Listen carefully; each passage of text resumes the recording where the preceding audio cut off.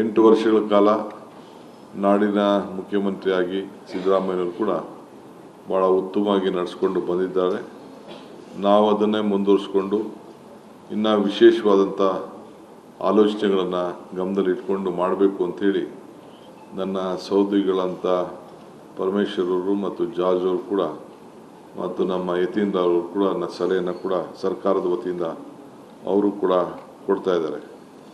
So ಅದರಿಂದ ನಾವು ಇದನ್ನು ಭಾಳ ವಿಜೃಂಭಣೆಯಿಂದನೇ ವಿಜೃಂಭಣೆಯಿಂದ ಹಣ ಖರ್ಚು ಮಾಡೋದ್ರಿಂದ ವಿಜೃಂಭಣೆ ಅಂತ ಅಲ್ಲ, ನಮ್ಮ ಆಲೋಚನೆಗಳು ಯಾವ ರೀತಿ ಹೊಸ ಹೊಸ ಚಿಂತನೆಗಳನ್ನು ಸಲಹೆಗಳನ್ನು ಅನೇಕರು ಕೊಡ್ತಾರೆ, ಅದನ್ನೆಲ್ಲ ಗಮನದಲ್ಲಿಟ್ಕೊಂಡು ನಾವು ಈ ಪರಂಪರೆಯನ್ನು ಉಳಿಸ್ಕೊಂಡು ಹೋಗಲಿಕ್ಕೆ ಈ ದೇಶದ ಇತಿಹಾಸ, ನಮ್ಮ ಸಂಸ್ಕೃತಿ, ನಮ್ಮ ಶಕ್ತಿ ಅದನ್ನು ನಾವು ಉಳಿಸ್ಕೊಂಡು ದಸರಾ ಆಚರಣೆಯನ್ನು 9 ದಿನಗಳ ಕಾಲ ದುಃಖವನ್ನು ದೂರ ಮಾಡುವಂಥ ದುರ್ಗಾದೇವಿಯ ಪೂಜೆಯನ್ನು ನಾವು ಮಾಡ್ತಾಯಿದ್ದೋ.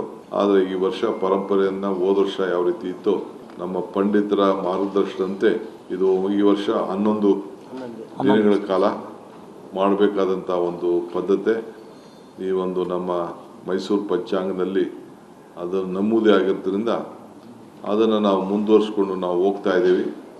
ಈ ವಿಚಾರವನ್ನು ತಮಗೆ ತಿಳಿಸ್ಲಿಕ್ಕೆ ನಾನು ತಮಗೆಲ್ಲ ಕೂಡ ಆಹ್ವಾನ ಮಾಡ್ತಾ ಇದ್ದೀನಿ.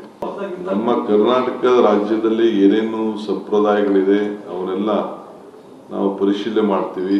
ಸಲಹೆಗಳು ಬಂದಿದೆ, ಚರ್ಚೆ ಮಾಡ್ತೀನಿ, ಸಾಧಕ ಬಾಧಕಗಳನ್ನ ಚರ್ಚೆ ಮಾಡ್ತೀನಿ.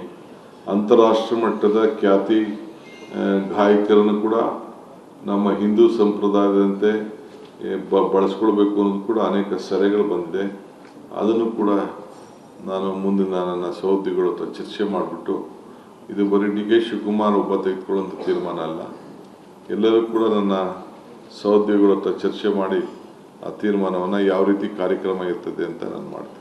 ಕರುನಾಡು ಟೈಮ್ಸ್ ಚಾನೆಲ್ನಲ್ಲಿ ಸುದ್ದಿ ಮತ್ತು ಜಾಹೀರಾತು ನೀಡಲು ಈ ನಂಬರ್ಗೆ ಕರೆ ಮಾಡಿ.